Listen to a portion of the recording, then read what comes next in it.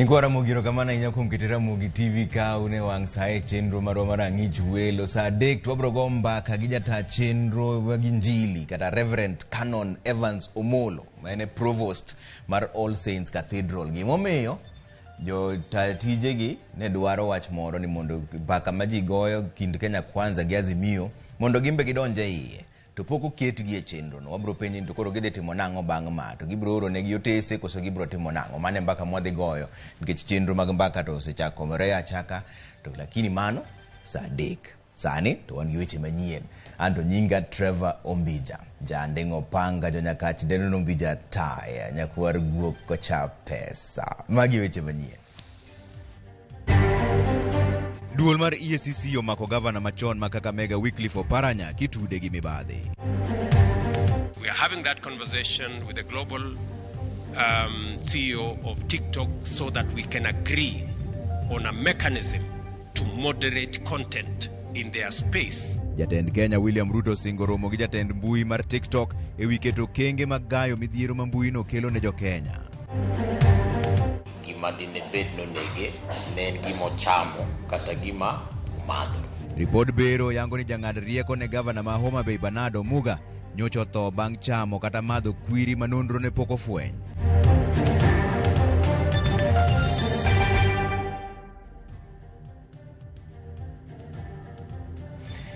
Jalok wach marwa en Elizabeth Otieno. Wadhi mbele gi weche manyien en report mar bero manotim ne ringre Bernardo Muga ma en jang'ad rieko e ng'weyo maling' mag arita ne gavana ma Homa Bay oyango ni nyocho tho bang' chamo kata madho kwiri moro mapok ong'ere malong'o.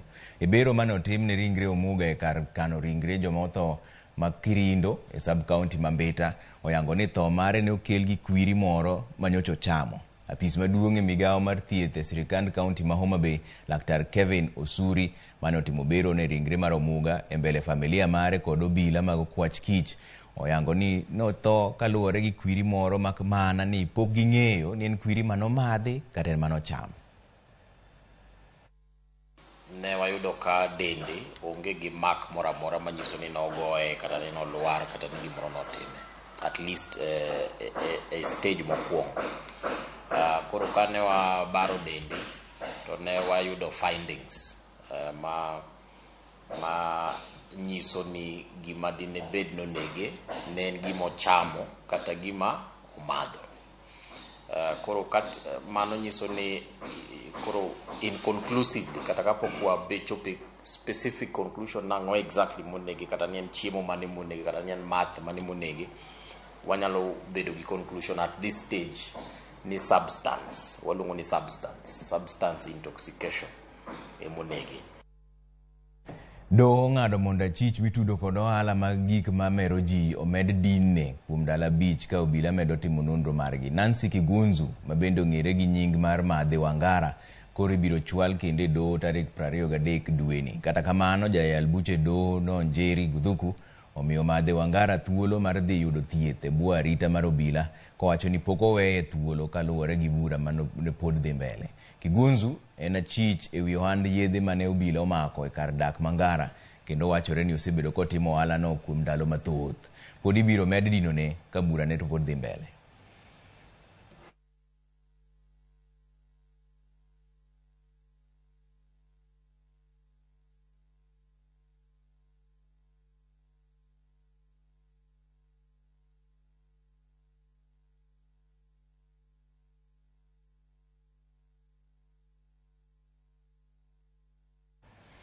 Obila e gwenge mag Kuria West omako nyasore gunde 8 manengo gi romo milion 1. Jatend obila e kaunti ma Migori Peter Kimani owacho ni nyasore go nomaki kod obila makedo kod kuo mag jamni miluongo gi dho ngere ni Anti-Stock Theft Police Unit otieno manyoro e gwenge mag Masangora mani Kuria West. Kimani wacho ni obila no ne timo mana kachero ne gigoyo gono joriemb apiko 4 mane sombo nyasore go ego. Ne giringo gi yombo obila go bang' bolo piny gunde mag nyasore go. Tendo obila wacho ni gisejiwo jopiny mondo konygi e kedo kod yedhe mamero ji e kaunti ma Migori.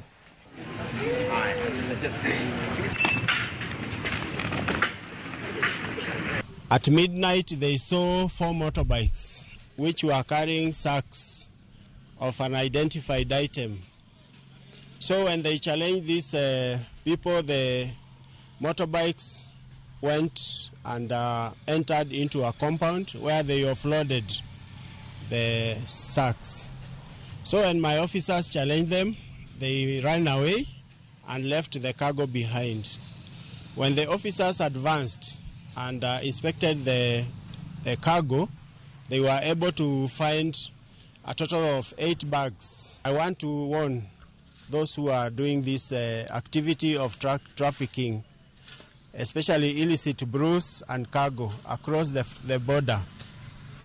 Duol mochung'ne kedo gi mibadhi EACC omako gavana machon ma Kakamega Wycliffe Oparanya ka achiel gi mine utene 2 ewi lal mar omenda maromo bilion 1.3 ma yangore ni ne olal e bwo telo mare ka ne en gavana ma Kakamega.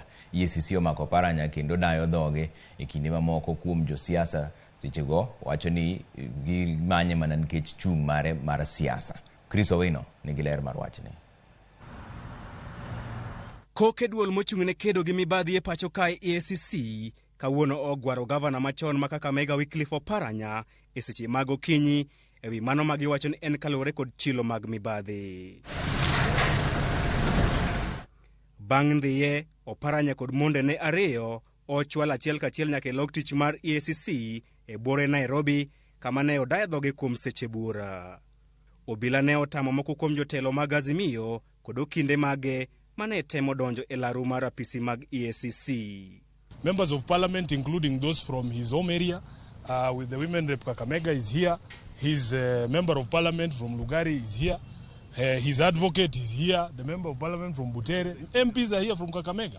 Why would they be denied access to Honorable Oparanya? Katiba Kenya kipengele cha 49 na 50 kinasema kwamba iwapo mtu amenyang'anywa uhuru wake kwa asasi za serikali kama EACC, ana haki ya kumteua wakili katika mahojiano atapokuwa anafanyiwa mahojiano. Asasi ya EACC ambayo ni asasi imeundwa na katiba ya Kenya imekiuka katiba na inajifanya kwamba wao wana sheria yao walioitunga. Kaluwore gi oboke mane ochwal ne ute fwambo weche seche mag ang'ich welo, EACC oyango meko mar Oparanya kod mondene 2 ewi mano ma giwacho ni en kaluwore kod lal mar omenda maromo bilion 1.3 e kaunti ma Kakamega e kinde telo mar Oparanya. Report mar EACC yango ni kaunti ma Kakamega en achiel kuom kauntis ma pacho kae manyong'ong' mar ging'iyo ewi tiyo marach kod omenda mag jopiny. Mimi mwenyewe nimeleta zaidi ya wale mawaziri sasa wako katika serikali ya Kenya Kwanza. Wakati walipokuwa tangatanga wakikamatwa, nilikuwa naingia huko tunaandikisha statement. Sheria haijabadilika. Kwa hivyo hiki ni kinyume cha katiba na Bill of Rights. In summary, there is a new crop, there is a new animal in the town called EACC that is operating as a rogue EACC. E kindeno, EACC okwayo jotelo ma pacho kae mondo kik rwak siasa ewi weche mag kedo gi mibadhi. Mabiro e kinde ma jotelo mag Azimio mawuok e yimbo mar Kenya otudo meko mar Oparanya kod chung' mare motegno e weche mag siasa. They told us during the campaigns that they would no longer use the EACC and DCI to settle political scores. But this is happening because William Ruto knows when he goes to Western Kenya, he's going to face a hostile crowd. So they think if they keep him here, the people will not do what is required to be done. Sisi tunasema hata wakitushika, hata wakituweka korokoroni, sisi hatutarudi nyuma. Tutaendelea kutetea Wakenya. Na naambia ndugu yangu Oparanya hata akiwa ndani siku ya leo ya kwamba huko ndio mashujaa huwa wanaweka. Jotelogo owacho ni piny owacho mar Kenya Kwanza chano bwogogi kaka yo mar chunogi mondo gidonje duond bura mar UDA kaachiel gi weyo tudruok margi kod ogai mar Azimio Raila Odinga. Chris Owino, Ramogi TV, Nairobi. Bad migao mochung'ne rango mwandu ma iuso e pacho kae miluongo ni KEBS ne otimo apedha e kar dak ma Isili Nairobi ka kama mwandu mag dosruok ma ok olosi yo makare ne omaki. KEBS ne oriwore kod obila mag okwach kich kama ne iuse mwandu go mawachore ni nyalo ketho pien jogo matiyo kodgi. E apedha mane otim apoya kod apisas mag KEBS kaachiel kod obila, mwandu mag dusruok maloko rangi mar pien ne jogo madwaro bedo malando ne omaki ka jouso bende ne okowe chien.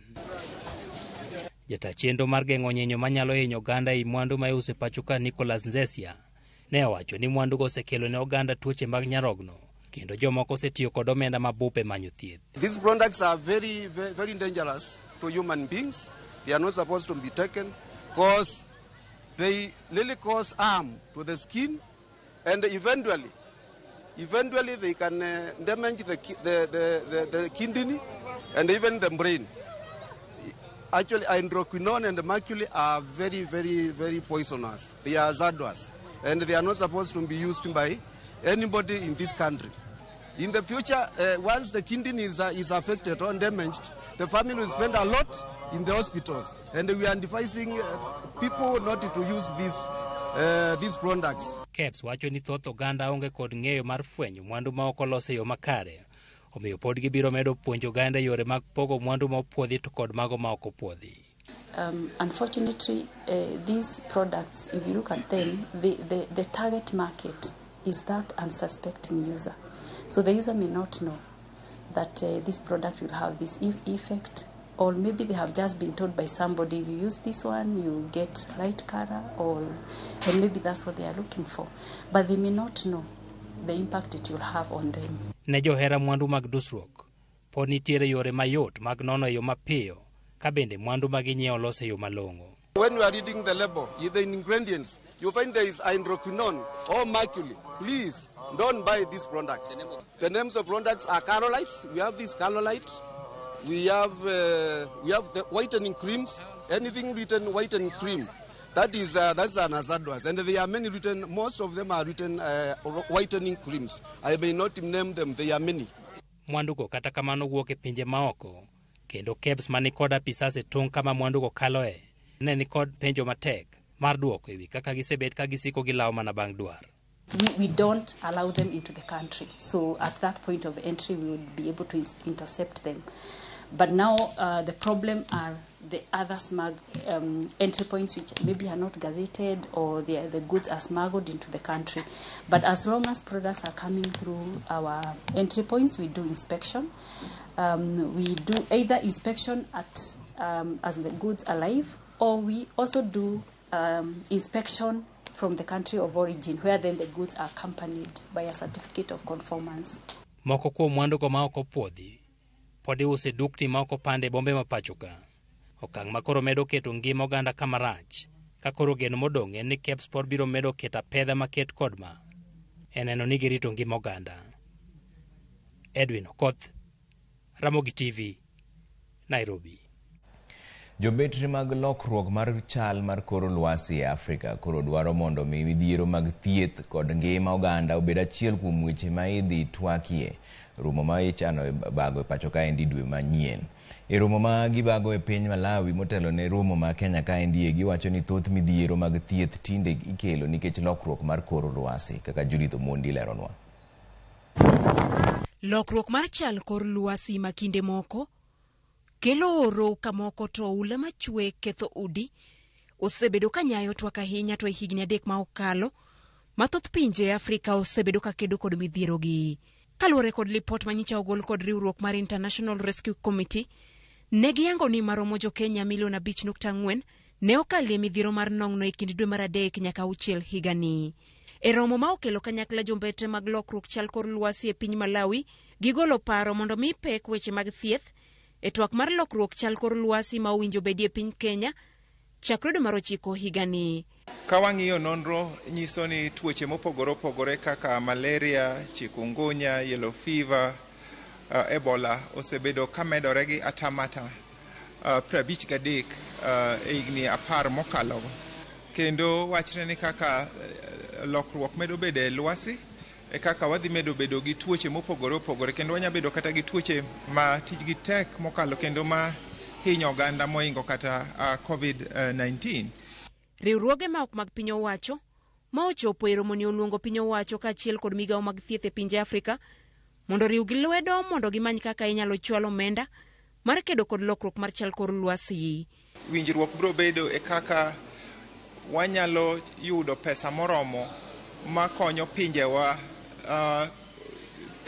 deal gi weche mag lokruok lwasi kod yore wa mag thieth. It is a reality that we are seeing and feeling every day. It is no longer something that we just talk about. Climate change at the global level is now regarded to be the greatest threat to human health. E piny Kenya, migawo mar somo ne osechako golo paro manyalo bedo rageng' ne lokruok chal kor lwasi. E chenro mar somo manyien, jopuonjre owinjo bed kod somo ma oluoro lokruok mar chal kor lwasi, ka aput mane oyier kod jatend piny Kenya e rango weche somo, bende nyicha ogolo paro mondo mi skunde oti kod sola kod yore mamoko e tedo, to ok yien kaka achiel kuom yore mag rito alwora, ahinya to yiende. Judith Omondi, Ramogi TV. Wadhi yueyo moro machuok koduogo to pod wan weche manyien mobro kelo iru kaendi to nyalo oronwa ote wari 3-6-00 kanyendo Ramogi TV. Trevor ninu makare sani Rapogi Kanyamkago kaendi ka osiepa ma Otis Tenga Oganyo mar Rapogi Kanyamkago wacho ni waneno Ramogi TV ka wan kod Yvonne Dache, Yara Dimba, Lawi Ganda, Mama na Rosa Oganyo, Susan Ogile ma wacho ni Otis Tenga mar Rapogi Kanyamkago. Erokamano ahinya kuom oronwa ote mari 3-6-00 mane kaka inyalo yudo waduogi weche manyien bang' dakika moko machuok.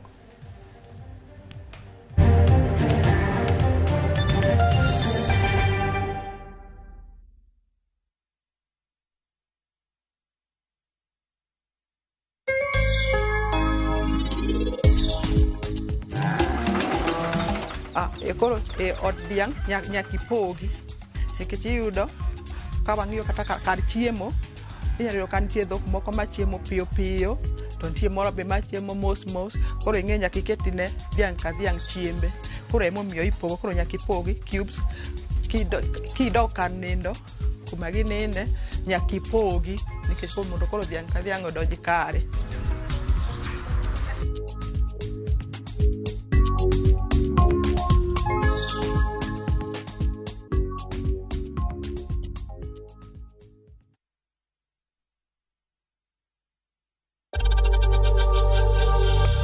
We know times are tough, so save money by buying airtime from M-Pesa to any network with zero transaction fees. Dial *487*2# and get your airtime PAP with zero transaction costs.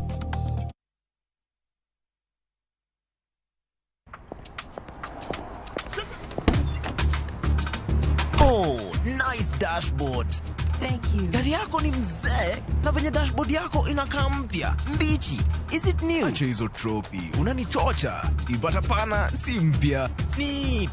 Manze, and that smell. So fresh. What's your secret, man? Nimekuwa nikitumia Tropical 2-in-1 car dashboard polish since I bought the car. Just spray, wipe, and your dashboard looks as good as new always and smells fresh. Haijawai parara. With Tropical 2-in-1 car dashboard polish, your car dashboard looks new always, fresh and shiny. Available in 4 exciting variants and in all leading supermarkets from Tropical brands.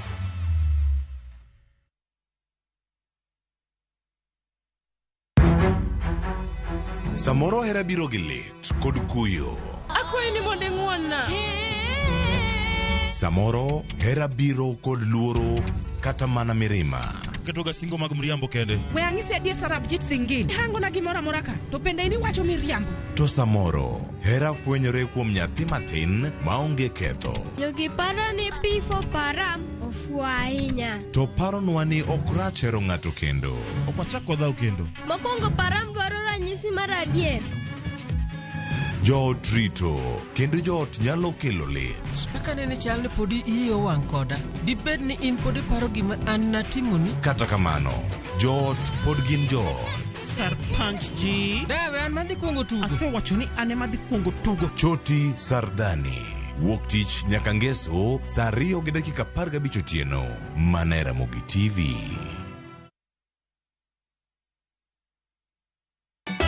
Ka osiep motegno kod johot moherore ritore. Yako chia. Hey. Timondo ndisori. Wayudo ng'eyo tonggi. ipani akia gik mitimoga. Uro wengi donje matusi na ukweli donge. Yud more ngimani kokalo e gik matindo. Udogo shwag wene musajakadala. Justice for all. Miane ngima nyar kochia. Kod osiepene kaachiel kod joodgi. I am busy. Gima ruotho miyo kana wene jachien. Sama giromo gi pek mar ngima, joot kod osiepe. Nyasaye neno gi wang'i ma ok opimni. Akwaye ni mondo imak tieja karibu to kopuodho tilew chunye. Ok ginyal weyi ma ok inyiero. Nyakocha irachna e joga. Koka ite to tegore mana ka ita puoyo maniego. Nyar kochia. Tich abich ka tich abich, saa 1:55 otieno. Mana Ramogi TV.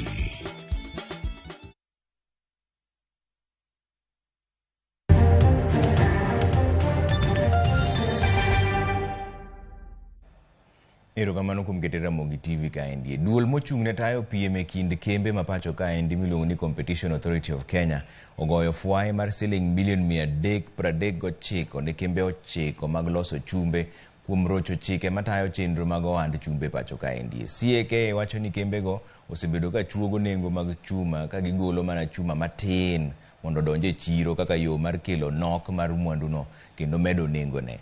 Tononoka Rolling Mills, Devki Steel, Doshi Steel kod Jumbo Steel gin moko kuom kembe ma ogo fwai mar kind siling milion 9 nyaka milion 86. Jata tije ma kojole bad migawo wacho ni mano e fwai mang'eny mogik mosego kembe e higa 10 mosekalo. And also that prices coming up. And you might have seen at some point during the last 3 years the public outcry about price increase within the steel sector. And that's actually what triggered our investigation and therefore the result we are reporting today. In the previous enforcement of the competition law, we have undertaken similar engagement with companies, particularly cement, where we penalized about 6 companies of the violation of Competition Act, which is a cartel case. And also we have seen that in the cement sector before, we have investigated and established similar violation of the law. And therefore we have also penalized the same. And this is a practice that we like to see not being practiced in a liberal market like ours. And therefore this is one of the mandate of the authority that we would like to implement. Igni adek tok yepo mar chiro mar Uhuru Business Park Kisumo. Ywak pod nitiere ka ohala bende pok odongore makare chiro no. Ywak bende pod nitie ewi midhiero manie chiro no endo. Johala ma uso e chiro no medo ywak kwayo ka jowetegi bende mamoko mondo mi oriwre kodgi e yor neno ni chiro no omedo jiwore. Millicent Adhiambo miwa ler mar wachni. Nyao mantie Kisumu karkae obaro jinda songe ng'ama bro tiyoni. Ntie ohala karkae. Kawa bete iye karkae, jibro neno nati ni ji ntie iye karkae, tuwabro bet gohala maber. Jo kante nena maber ni mondo miwa gima chal kama, mondo koro gino bed mari, nyaka nyikwa, mang'ama dari kanyo onge. To jo Kisumu daro mana kama askari chwado gi yien, kato gidhi gironyo na askari ni na ogoya. Ogoyi to nitie kae, askari go biro chwadu kabisa. En thuolo maheo igni adek sani. Nyaka ne yawa yanga. Kar ohala mar Uhuru Business Complex e boma ma Kisumu ohala dhi nyime kata kamano en kidam ang'o mamono kar ohala no meo kuom thuolo no duto bang' gedo mare ne rumo. Uhuru is the best place mondo watime biashara. Weuru weyo ni udwa lauru, udwa dok chien, fitina matindo tindo. Ni udwa ni waritu to wine udi ya ma ok timre. Aseyudo financial institutions mabiro ga wuotho ka gidwaro ni mondo ging'i ni watimang'o to wanya tudore kodgi e yore mage mondo mi gikonywa gi pesni matindo tindo mwanyalo tegogo ohendniwa. To ka gibiro ka giyudo ka ji tin kendo ka gibiro gineno ka ohala mwatimo kamoro ok en ohala manyalo miyo waduok negi pesnigi. Ohala ng'eny Kisumu moko yudo space. To nitie jowa moyudo manigi barua to wacho ni en space moyudo no ok onyal chamo space. Akwayi ni ng'at manoyudo space bi mondo waloko Uhuru Market mondo chiro ne opik. Midhiero kaka onge mar teko stima kod odundu makeo pitaka bende en gima kelo pek ne jo ohala e chiro no. Ung'e maber ni biashara mang'eny timore gi stima. To nikech jo ohala no hiny stima bende onge, drainage ni nitie gi blockage. Sama koth chwe en kama ipuke gik moko, odhi modinre makoro ok onyal ringo. Ere kaka wanyalo yudo cho moro mondo omed choche manitiegi? Ywak kod kwayo magin go ne sirikal gin mage. We requested the county government to go with the speed to make sure that those who are outside there, they come in and they take their spaces so that they pick their business so that we can move together. Dwar mondo ng'ama ok dwar stolo mi ng'ama dwaro. Kik chun ng'ama ok dwar gi gimoro. Nikech gini, komiyago to ane momiyago biro konya. Ok obi konyo governor kendo. Be ok obi konyo city manager kendo. Parcels, collection and delivery. Ginyalo kelo no market. Kamago gik mabiro boost market ni. Maka gikelo. To abiro appreciate the county mondo mi Uhuru market opik. Ten boma ma Kisumu to osingo tieko midhiero e chiro no. Kendo keto lwasi makare mar timo ohala. Poni no mi stall kata space e chiro Uhuru business market to poki gero. Koro space nino sirikal osekao dhi miyo jo ohala ma oikore mar biro mondo timo ohala ka. Malalamiko to gi ywak mag jo ohala to kaka sirikal wadhi loso gi jo ohala. Seche matin county ma Kisumu medo dhi nyime kod keto kenge mag meyo ohala e chiro ni Uhuru Business Complex. Ata malario mag jo ohala ma osechopo kae mondo dhi nyime kod ohala. Jiwo jowetegi mapok ochopo mondo chop mapiyo ka ok kamano. To stonde gigo ibro mi jogo mani kod dwaro mar timo ohala kaka yorno mareno ni chiro ni oringo kaka chiche mamoko. Millicent Adhiambo, Ramogi TV, Uhuru Business Complex, Kisumu County. Duol mochung' ne tije obila pacho ka endi olando medruok osara ne obila ma pacho ka endi. Lendo no jakom mar duol mar tije obila Eliud Kinuthia okoni medruok manie kind $1,200 kod $11,000 dhi chako tiyo chakre tarik 1 dwe mar 7 higani. Kinuthia kata kamano okoni medruok mar osach obila molando opogore kod kwayo mane ochwal kod aput mane en mar ogai mar Udowo machon David Maraga mane yango yore mag bero ngima obila kod jela mapacho ka endi. George Bati miyo walero. I think that's the first business. E kinde romo mano yuore kod ogai mar obila Jafet Koome, jalupne Douglas Kanja, jatend obila mag okwach kich DCI Mohamed Amin kod duol mochung' ne tij obila. Jakom duol mochung' ne tij obila Eliud Kinuthia olando medruok mar osara ne obila kod jomamoko matiyo e sekta mar obila mathurka. This is the best that we got to be implemented in 2 phases.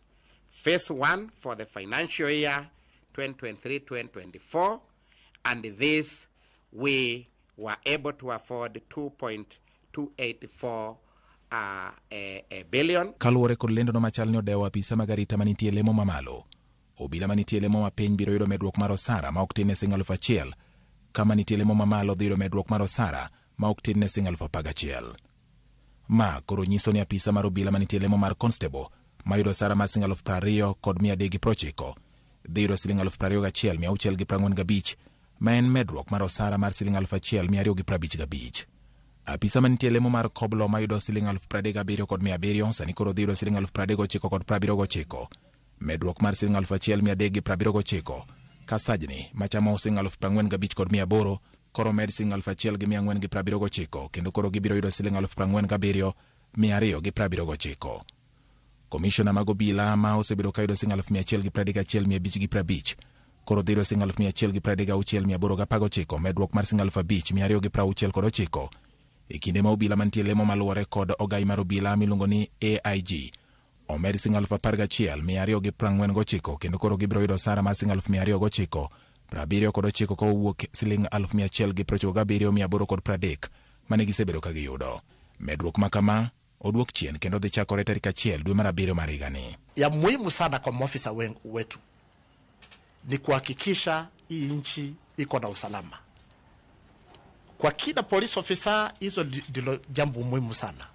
Kuhakikisha kuna utulivu, wananchi wanaweza tembea bila kusumbuliwa, kufanya biashara. Kata obedo ni pogruok e paro ne oneno e kind ogai mar obila Jafet Koome kod jakom mar duol mar obila Eliud Kinuthia e wi medo obila lemo, jodito mag obila kawuono wuok apiaya kendo wacho ni gionge pogruok moro amora kendo ne gidhi tiyo kanyakla mar neno ni gibero tij obila mathurka. Natupigani.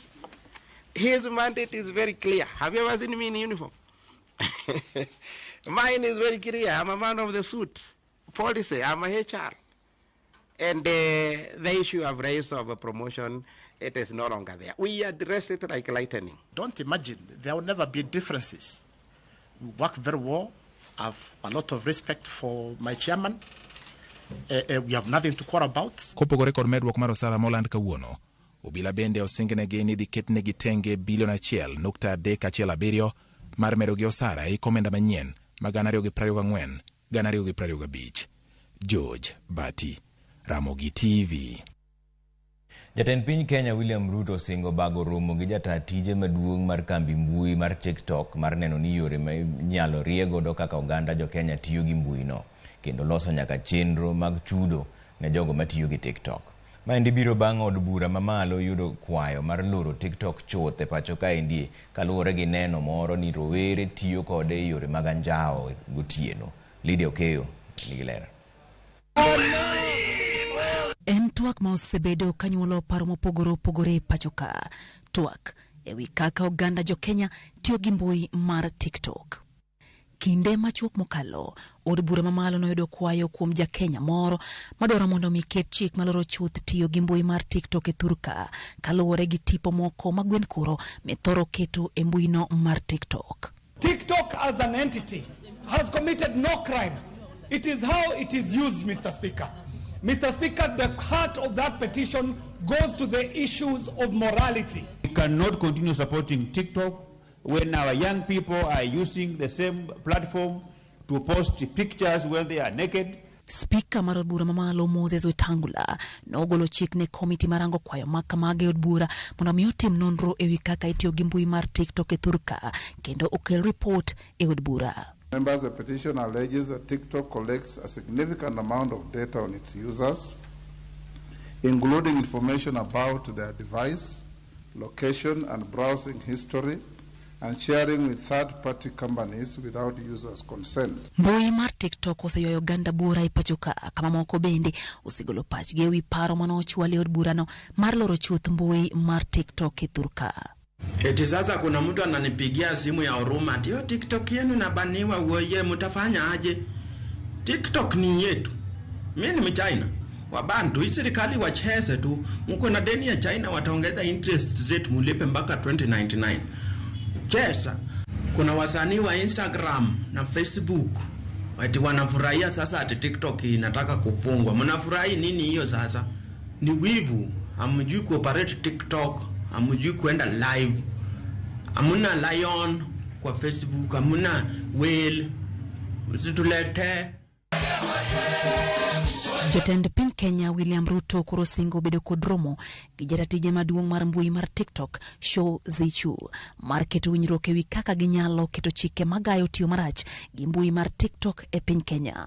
Tomorrow morning we are having that conversation with the global CEO of TikTok so that we can agree on a mechanism to moderate content in their space so that we can reduce the content that is negative and leverage on the monetization that is benefiting a lot more people. Ruto ne wuoyo nyasi mogik mar wer kod miel mar skunde ma pachoka mana obagi e kaunti ma Nakuru kama bende nojiwo rawere mondo mi oti makare gi talanta magi kod mbui mag tudruok. YouTube, for example, we are now at 80% monetization.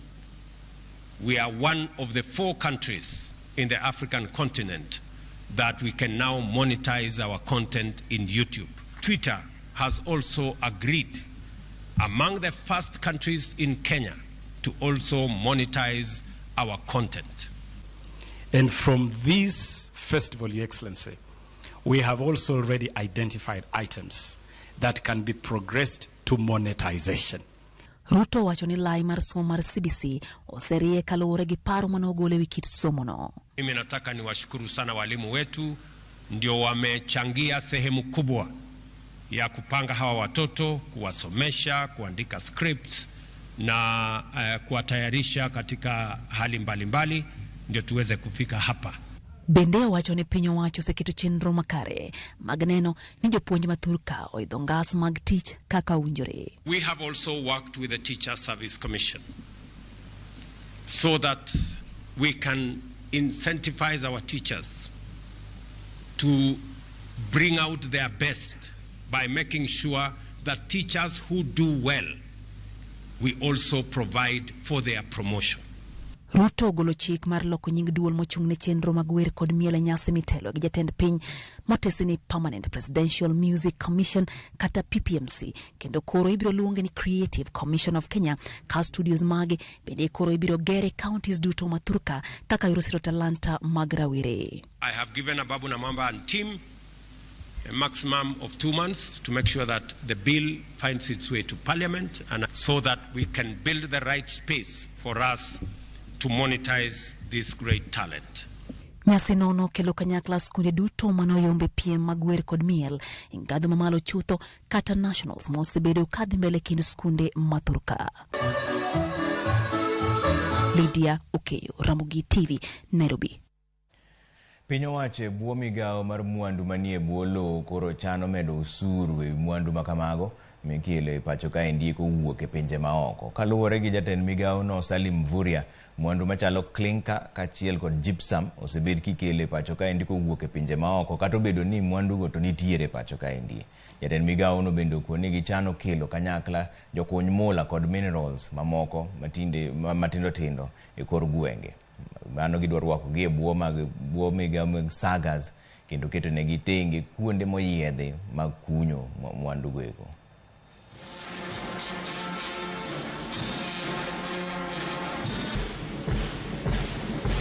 Katika mswada wa fedha tumeangalia vitengo muhimu.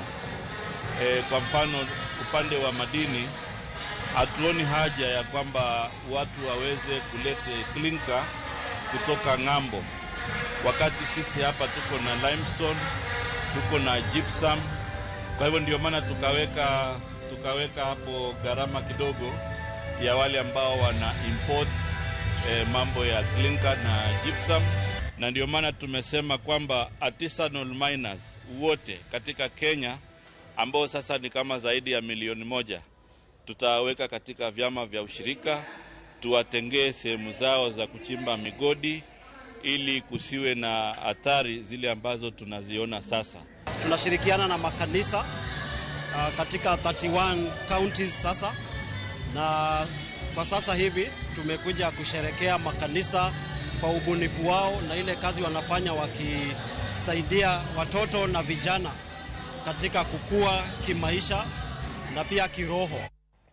Chenro mar chiwo yedhe ne jopiny mar kedo gi tuo mar kichoch kata bilharzia to kod tuoche mag njofni mag ich chakore ayanga kiny e gwenge mag Nyanza kod Imbo mar Kenya bende. Jagoro migao mar thieth Mary Mudhoni oyawo chenro no ayanga kawuono e kaunti ma Siaya. Migao mar thieth wacho ni jokenya milion 18 igeto mi yath ka gwenge mag Siaya, Kisumu, Migori kod Busia igeto ji milion 5. Kaunti ma Homa Bay nyocha osetieki e chenro no. Charles Oduor oyango ni yedhego biro konye kedo kod midhiero mag bilharzia kod jofni kata kuom jomadongo bende. You'll find that this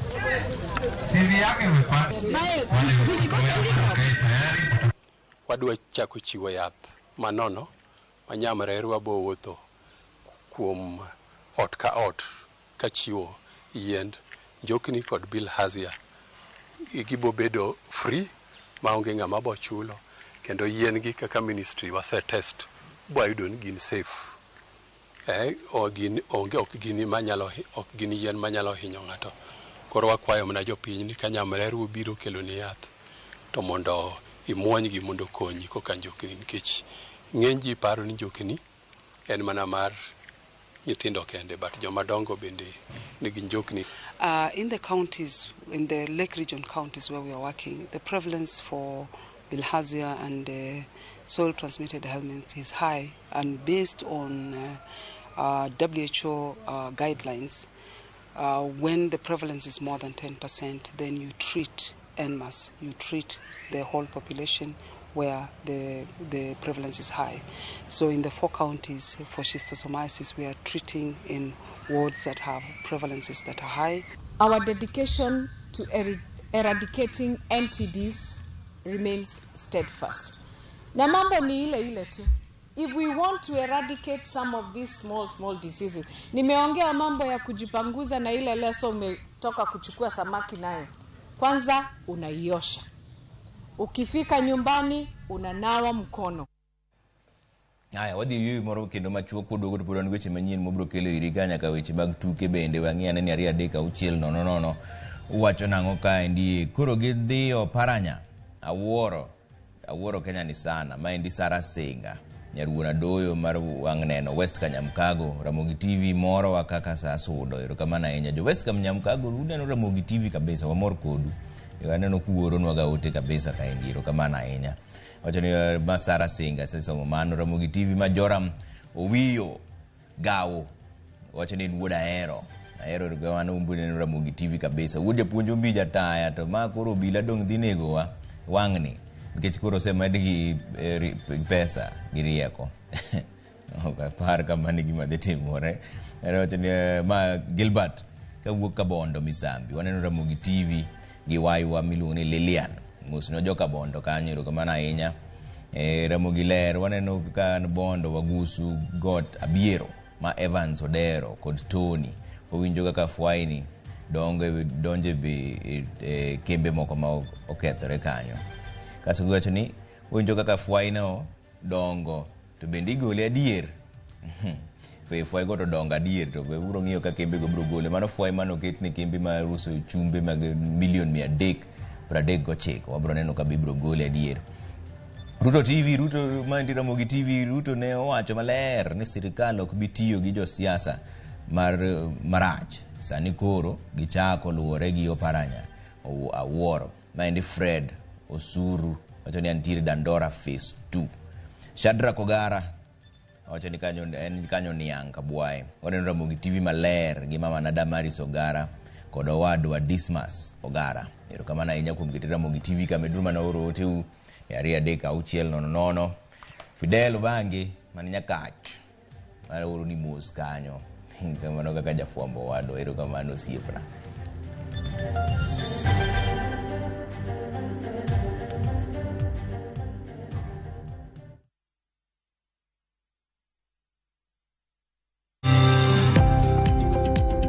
Ohala gi mwando wakelo ni jolony e weche ohala. It is important mondo wan kaka joluo wabed gi dongruok. Wafwenyo ni adiera matut mag timo ohala. Tijni kidwa time en mana mashin mar luoko to gi kuminya yude pi.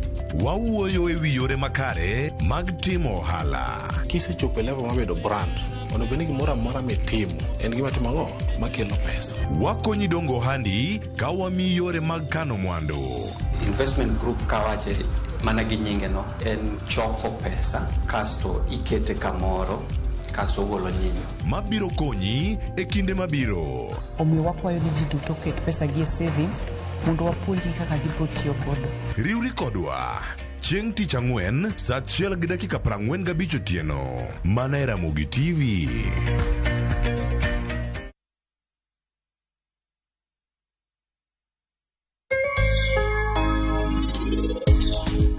To an gi briefs ariyo, an gi Asha, Ifreshian. To koro kiwango magintiere, awacho ni gin e medium. Neka owad dhok gintiere medium kendo gintiere high Judas kabisa.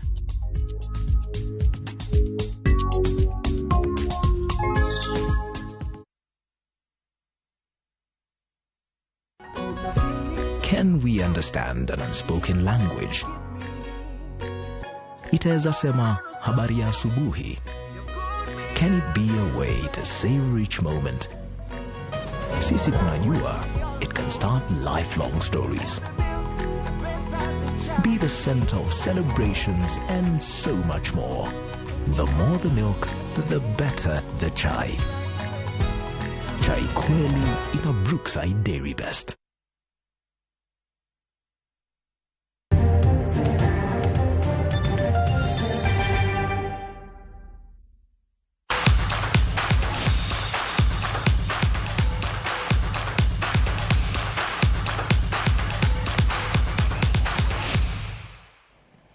Odonjane weche mag tuke ni tim mar adhula mar Harambee Stars biro gocho gi tim mar Qatar e tugo mar osiep dwe manyien. Qatar ni e thuolo mar 59 rang'eny mar piny ngima, ka Harambee Stars to ni e thuolo mar 105. Bang'e no, tim mar Kenya no e bwo kocha Engin Firat biro gocho gi South Sudan e boma ma Nairobi e tugo machielo mar osiep bende. Maendi eri en ikruok ne tuke mag laro thuolo mar dhi e Africa Cup of Nations.